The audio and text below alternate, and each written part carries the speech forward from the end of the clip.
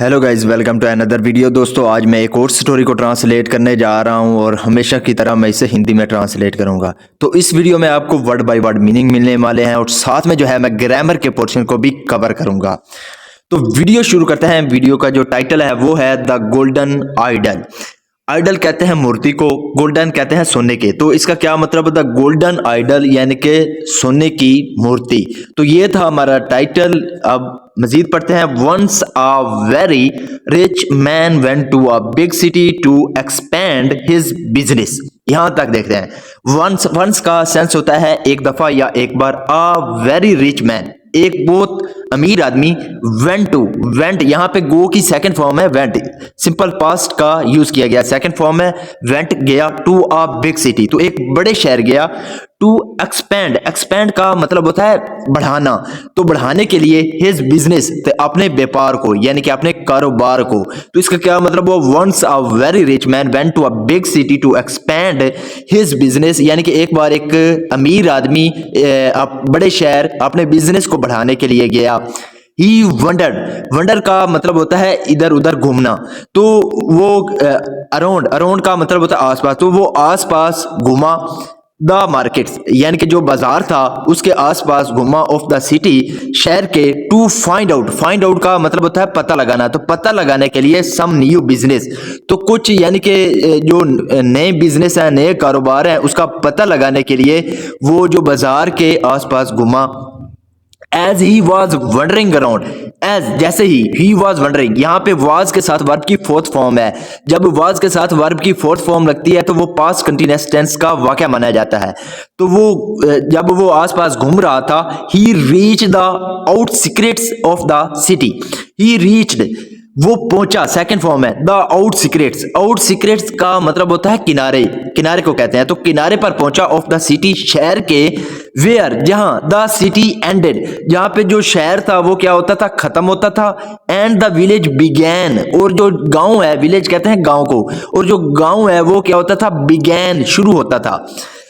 तो दोबारा समझते हैं। As he was wandering around, यानी कि जैसे ही वो आसपास घूम रहा था, he reach the outskirts of the city where the city ended and the village began. वो यानी कि शहर के किनारे पहुंचा जहां पे शहर खत्म होता था और जो गांव है वो शुरू होता था।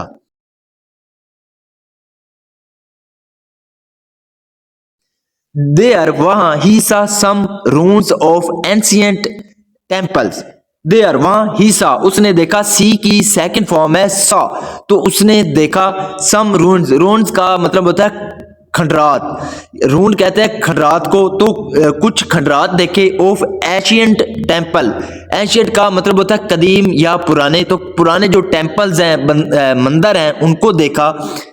ही सॉ, उसने देखा। समथिंग वॉज शाइनिंग, कि कुछ चमक रहा था। यहां पे भी पास्ट कंटिन्यूअस टेंस का जो है यूज किया गया है। तो उसने देखा चमकता हुआ कुछ इन द रून्स, खंडरात में। ही क्विकली, उसने जल्द ही वेंट देयर, वो वहां जल्दी ही गया।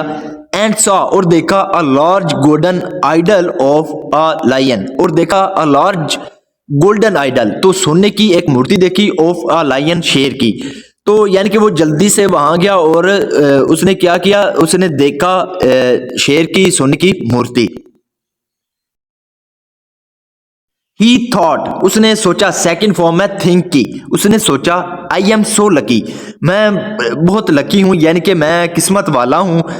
आई बी वेल्दियर नाउ, यहां पे शॉर्ट में एल पढ़ेंगे लेकिन ये विल है। तो एल बी वेल्दियर, वेल्दियर का मतलब होता है अमीर यानी कि दौलतमंद। अब मैं दौलतमंद होऊंगा। Should I take this idol home or not?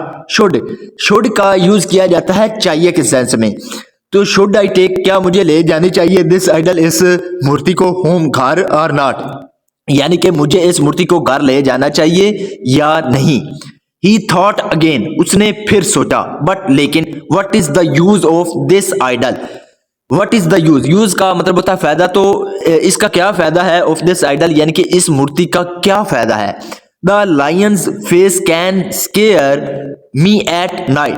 The Lions face, यहाँ पे अपोस्ट्रोफी एस है जो कि का की का मतलब देता है। तो जो शेर का चेहरा है, कैन स्केयर, स्केयर का मतलब होता है डराना, तो वो मुझे डरा सकता है, मी मुझे, एट नाइट रात को। तो जो यानी कि शेर का जो चेहरा है वो मुझे रात को जो है डरा सकता है। आई थिंक, मुझे लगता है या मेरा ख्याल है, I should send my servants to fetch it. I should send, मुझे क्या करना चाहिए, सेंड करना चाहिए यानी कि भेजना चाहिए, माई सर्वेंट्स अपने नौकरों को, टू फैच इट, फैच का मतलब होता है लाना, तो इसको लाने के लिए मुझे अपने नौकरों को भेजना चाहिए। And L watch it only from a safe distance. L watch it, मैं इसे देखूंगा only from a safe distance, यानी कि एक महफूज जो फासला है उससे मैं इसको देखूंगा। सो इसलिए या इस तरह द मैन वॉकड अवे, और जो आदमी था वो क्या हो गया, दूर चला गया। वॉक अवे का मतलब होता है दूर चले जाना, तो वो दूर चले गया।